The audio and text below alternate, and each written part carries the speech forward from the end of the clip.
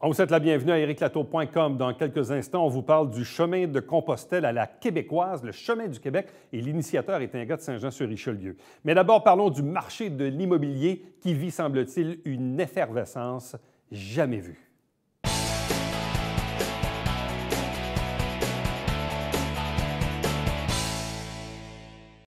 À chaque année, j'aime bien parler d'immobilier, surtout à ce moment de l'année où, évidemment, c'est propice, surtout pour les achats d'une première maison. On est à loyer, on dit à notre propriétaire finalement qu'on ne renouvellera pas parce qu'on a pour projet de s'acheter une maison, mais même la revente aussi de maison, tout simplement. Et on le voit, l'économie roule à flot, il y a des pénuries de main-d'œuvre, mais visiblement, il semble y avoir aussi des pénuries de maisons. On en discute avec Alexandre Desrochers, qui est président courtier immobilier pour Royal Lepage Excellence ici à Saint-Jean-sur-Richelieu. Bonsoir et bienvenue. Bonsoir, Éric. On est début février. Est-ce qu'il y a des maisons à vendre? Il y en a. Mais pas beaucoup. Il en manque. Il en manque beaucoup. Il en manque combien, dans le fond? Le marché, là, il est à quoi à ce moment? Dépendamment des produits, là, on peut parler que ça avoisine le 30 le manque d'inventaire présentement. Fait qu'on a énormément d'acheteurs, peu de vendeurs, puis avec tout ce que ça implique par après quand les gens veulent se trouver une maison, là. Ça veut dire actuellement que vous êtes confronté à... Évidemment, on s'entend que c'est un marché qui visiblement favorise les vendeurs. On ne peut pas l'être plus. Donc, est-ce que c'est dans toute l'histoire qu'on connaît de l'immobilier là, des 20-30 dernières années, est-ce que c'est vraiment exceptionnel? Absolument. Chez Royal Lepage Excellence, on a des courtiers que ça fait au-delà de 30 ans, 40 ans qui font de l'immeuble. Puis c'est une pénurie qui a été jamais vue jusqu'à date. Ça veut dire qu'il y a des vendeurs qui, atteignent leur prix et même plus, là. Et même plus, oh oui.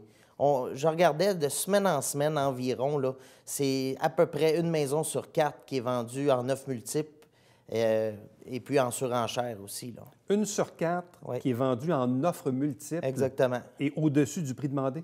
Alors, au-dessus du prix demandé, ça dépend de la négociation finale, mais de plus en plus, on voit que ça se vend au-dessus du marché, puis au-dessus du marché, au-dessus du prix d'inscription. Puis des fois, on reste surpris de comment, là. On ne parle plus nécessairement du 1000, 2000, 3000 en haut du prix d'inscription, mais des fois, là, c'est un 10 000, un 15 000 de plus que le prix d'inscription quand la maison a été bien présentée puis à un prix qui est alléchant aussi. Ça veut dire que si je mets ma maison en vente, puis que je sais pas, moi, je pense qu'elle vaut 279 sur le marché, bien, ça se peut au final que je la vende 300. Ça pourrait très bien, oui. Ça pourrait arriver. Oui. Ça dépend de comment est-ce que le courtier a préparé la mise en marché de l'immeuble. Parce que c'est sûr, on s'entend, tu me dis une maison à 279 000, dans le marché actuel, il aurait peut-être pu demander 289, 299, mais en la mettant à un prix qui reste alléchant, 279, on crée tout de suite un engouement particulier. Plusieurs personnes font une offre. Puis bien sûr, celui qui a veut, il pèse sur le crayon assez fort, là. Ça veut dire que le prix de départ, quand on le fixe, c'est hyper important. C'est primordial, puis ça l'est encore plus si on veut créer l'engouement que je te parle présentement.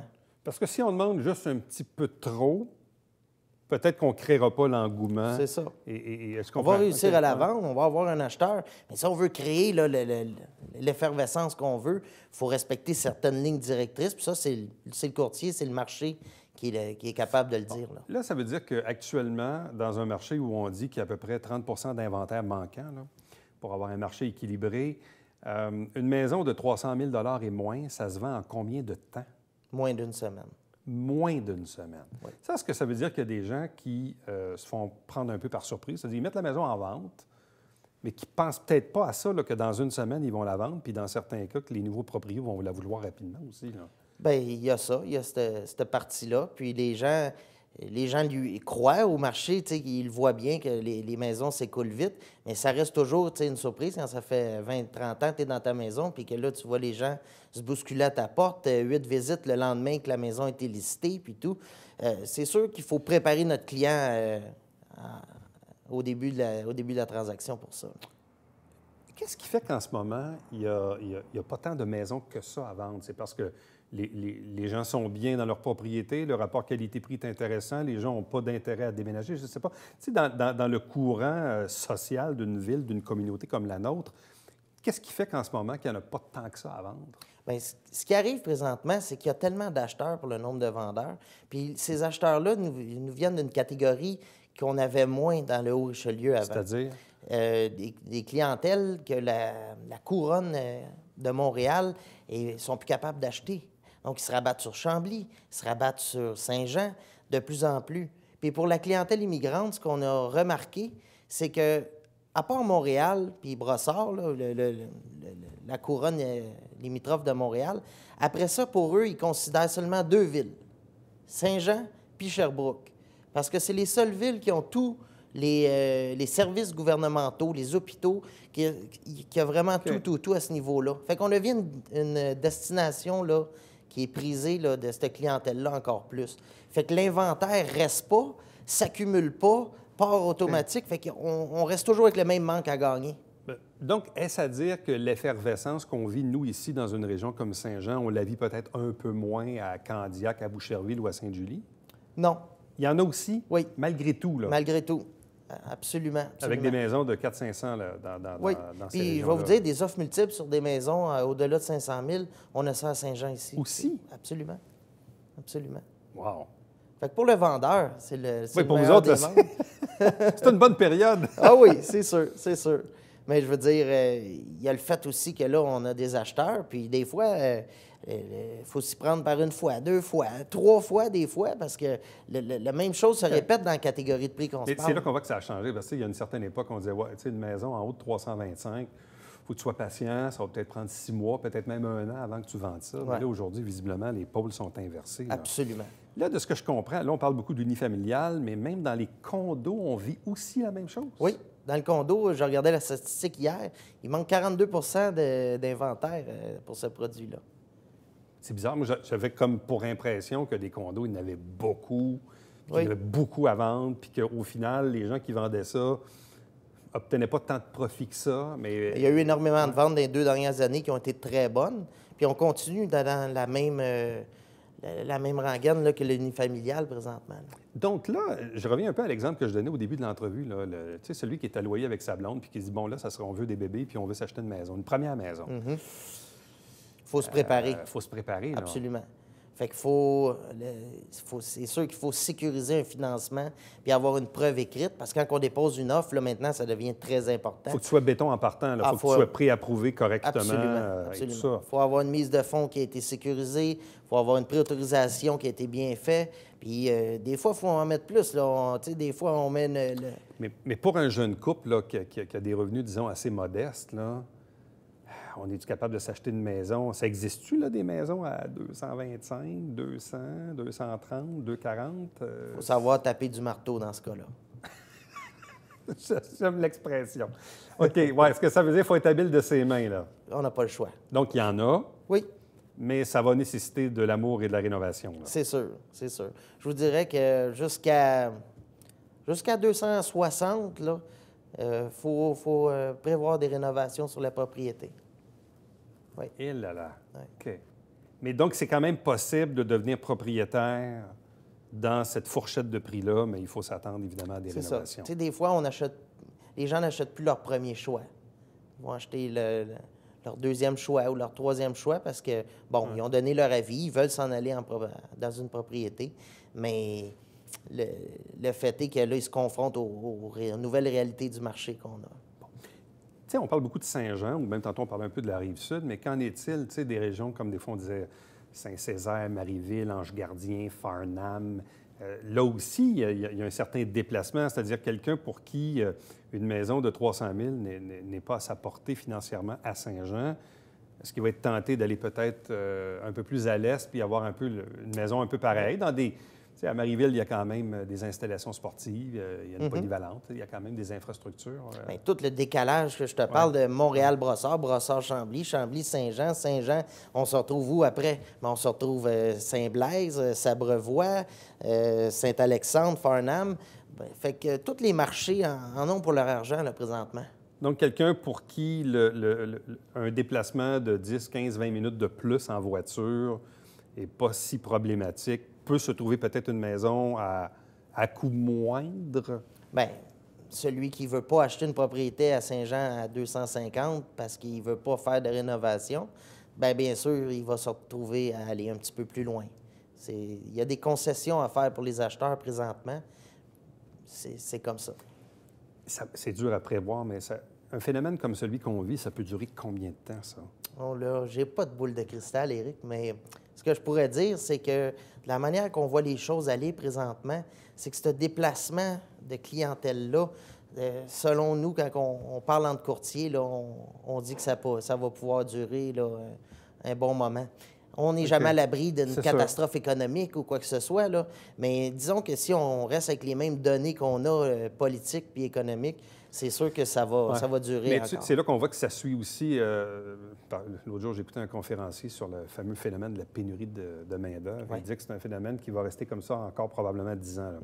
Donc, visiblement, le rouleau compresseur économique risque d'être pas mal comme ça encore pour un bout. C'est ce qu'on pense. Puis l'immigration qui vient de plus en plus vers nous, là. Oui, effectivement. Bon. Mais même, je lisais récemment, c'était dans le Canada français, il y a une semaine ou deux, je pense qu'on parlait le plus bas taux d'inoccupation depuis 2007. Parce que ça aussi, c'est un problème. Même pour quelqu'un qui veut se trouver un appartement, là, des beaux appartements à des 600-700 par mois, il y en a, mais il n'y en a pas tant que ça non plus. Là. Effectivement. Puis ici, on parle au niveau de la revente des propriétés à revenus, on parle de 30 acheteurs pour un vendeur. 30 pour un? Oui. Ils ne sont même pas affichés? Non. Ils se vendent... C'est un marché qui est un peu plus underground. Là, les mandats, on parle de mandats de poche. Les courtiers ont des mandats, mais il y a tellement d'acheteurs que c'est facile d'écouler le stock sans avoir à si moi, je te dis, là, Alex, là, je sais pas, moi, j'ai un budget de 500 000, là, trouve-moi un quadruplex. On va le trouver, mais ce qui est déterminant là-dedans... Il faut savoir qui est à vendre. Là. Oui, ça, c'est sûr, mais je veux dire, quand on est dans le domaine, on sait tout ça. Mais c'est la mise de fonds qui augmente de beaucoup parce que les revenus sont pas assez gros sur ces immeubles-là pour aller compenser le prix d'achat. Fait que c'est les gens qui vont s'échanger des propriétaires revenus de ce temps-là, c'est les gens qui sont le plus liquides. Oui. Et qu'en est-il des bâtiments commerciaux?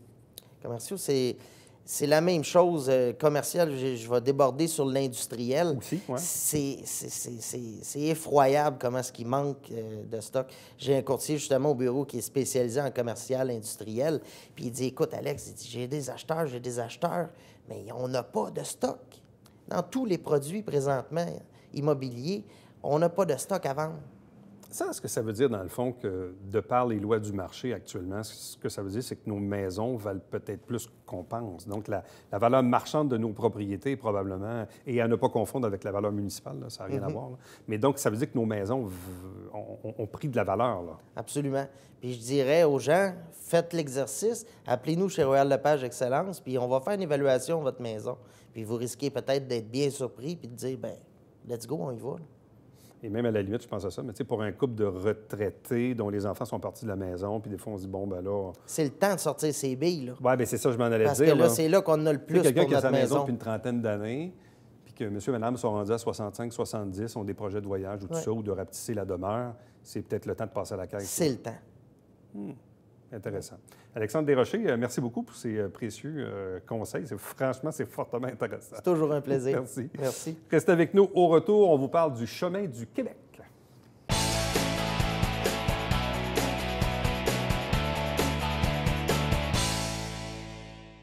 Mesdames et messieurs, bonjour et bienvenue à la Justice entre nous. Mon nom est Serge.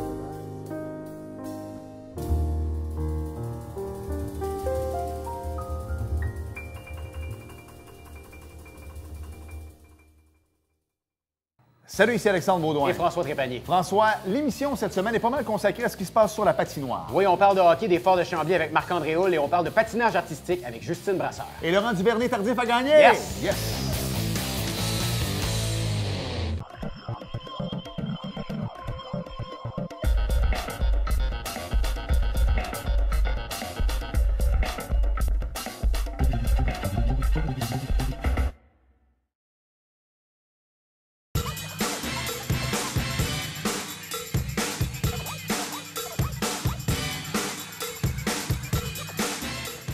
Dimanche, 9h30, Télé Bingo, on vous attend.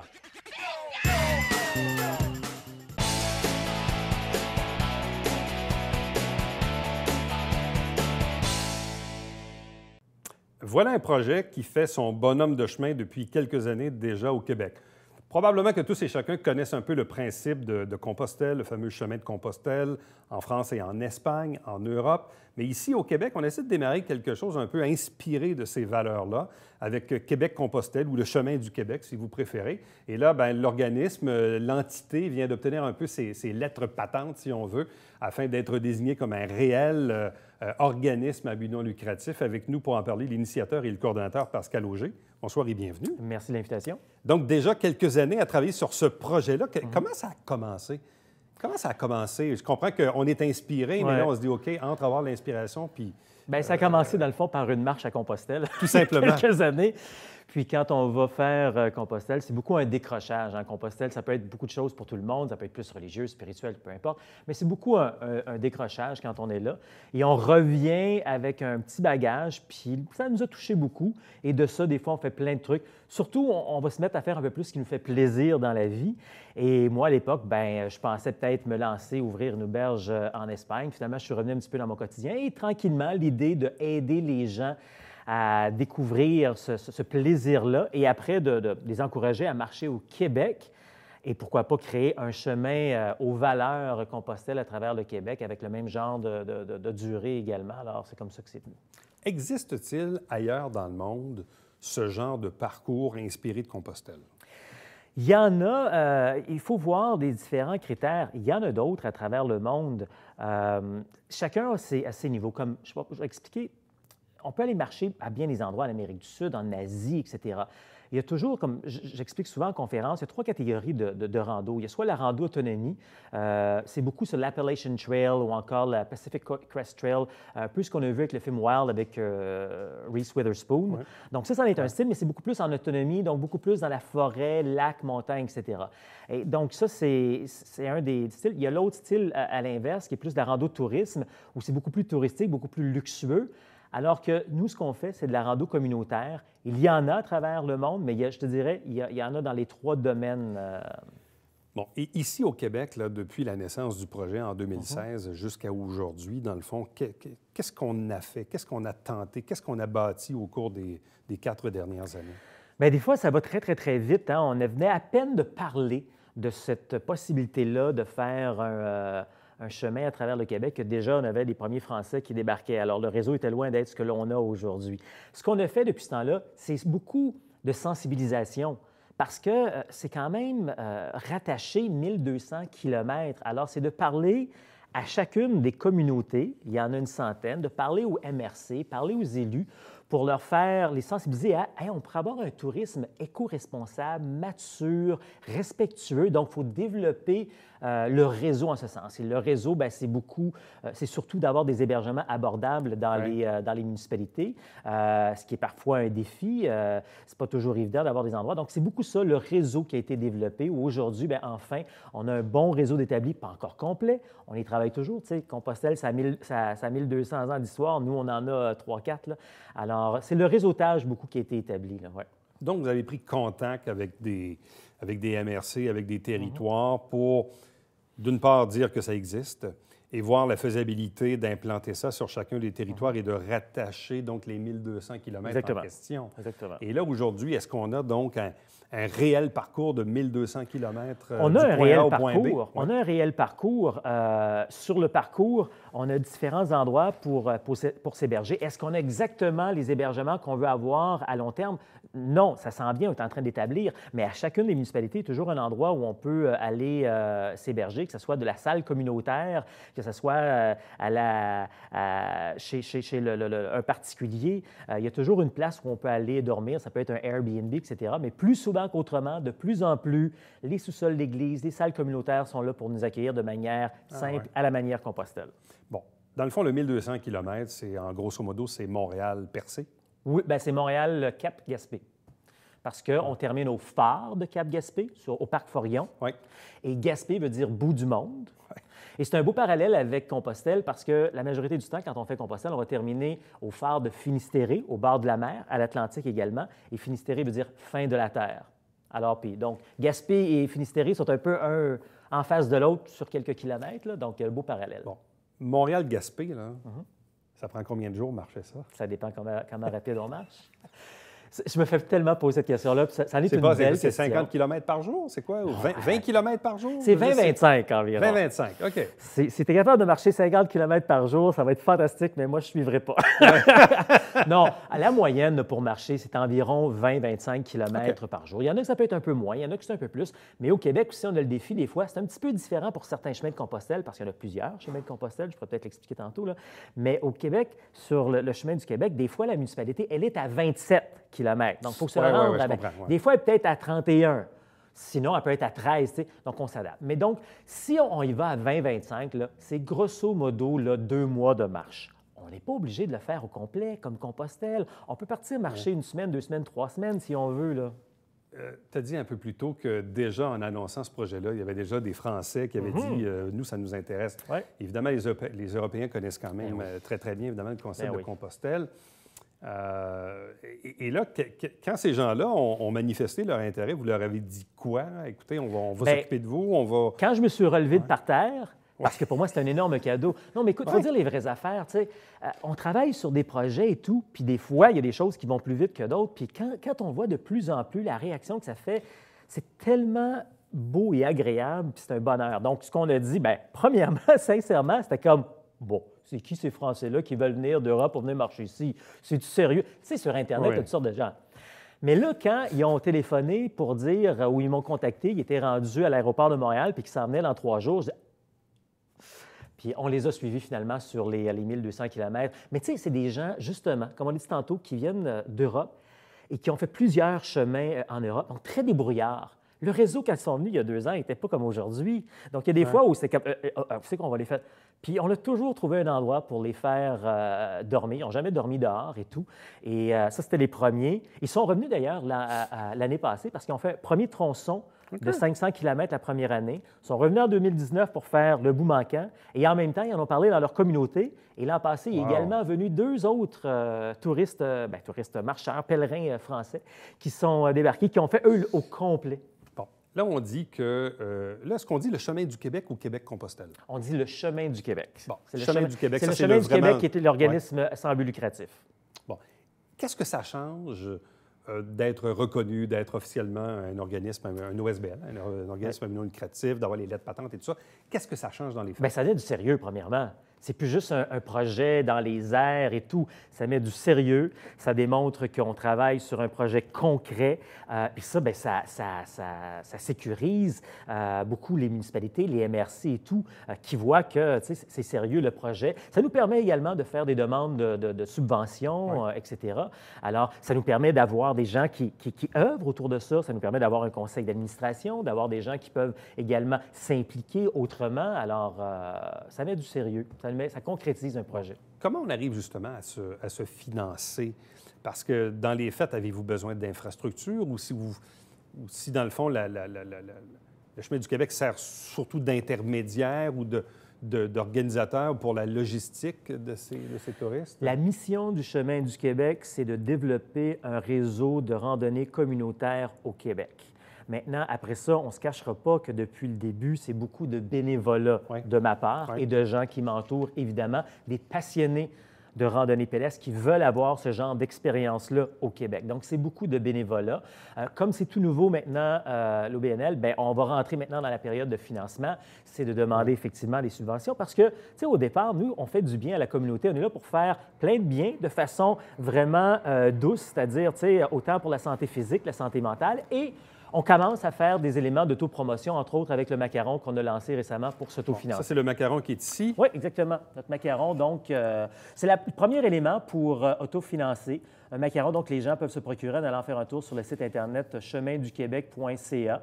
Et puis, c'est eux qui, d'ailleurs, c'est un don qu'ils font. Puis, c'est eux qui décident combien ils vont payer pour le macaron. Bon. Pour le touriste, ou prenons l'exemple du Français qui vous contacte pour qu'on l'aide ou pour qu'on l'accompagne, est-ce que lui doit débourser un minimum de frais pour se faire aider par le Chemin du Québec? Bien, il y a différents services par des fournisseurs qui peuvent leur aider pour l'appuyer. Les gens là, ont 3 choix pour faire le Chemin du Québec. Ils peuvent marcher complètement en solo, se débrouiller par eux-mêmes, s'arranger. Ils peuvent également avoir de la rando assistée. Nous, à distance, on peut les aider. On leur fournit des cartes plus détaillées. On a de la géolocalisation si jamais ils se perdent, etc. Puis, on a aussi ce qu'on appelle des randos séjours. Ça, les randos séjours, c'est plus notre fournisseur de services qui est Québec-Compostelle qui va partir pendant une semaine avec des gens sur le Chemin du Québec. Donc, il y a plein de formules qui sont disponibles pour les gens. Bon, et quelle est la différence entre le Chemin du Québec et Québec-Compostelle? Québec-Compostelle, c'est un fournisseur de services. C'est plus l'organisateur de semaines de rando, si on veut. C'est également à Québec-Compostelle où on va faire des formations, des conférences, etc. Donc, c'est plus ce côté-là, plus informel, alors que le Chemin du Québec, c'est vraiment un chemin concret où les gens vont marcher sur les 1200 km. Wow! C'est tout un projet quand même. Ouais. On innove. Sincèrement, c'est mon Dieu. Je pense comme tout entrepreneur ou gens qui ont des projets, des fois, on se lance dans des projets puis on ne réalise pas dans quelle folie qu'on a embarqué. Mais en même temps, la vie est faite de folie et de passion, puis c'est important d'en avoir. Alors, c'est une belle passion, c'est une belle folie. Pascal Auger, merci beaucoup. Bonne chance pour la suite. Merci beaucoup. Restez avec nous. Au retour, on vous présente le Babillard quotidien.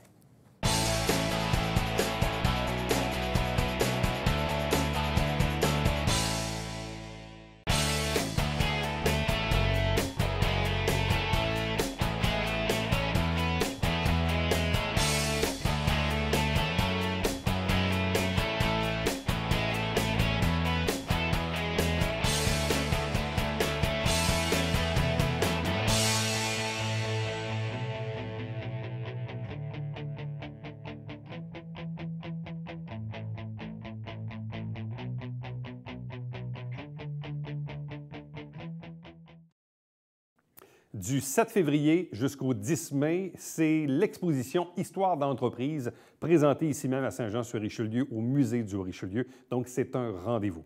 N'oubliez pas qu'à chaque dimanche matin, 9h30 en direct, c'est le Télébingo et il y a toujours bien sûr 4 000 $ en prix. Et nous, notre prochain rendez-vous, c'est demain.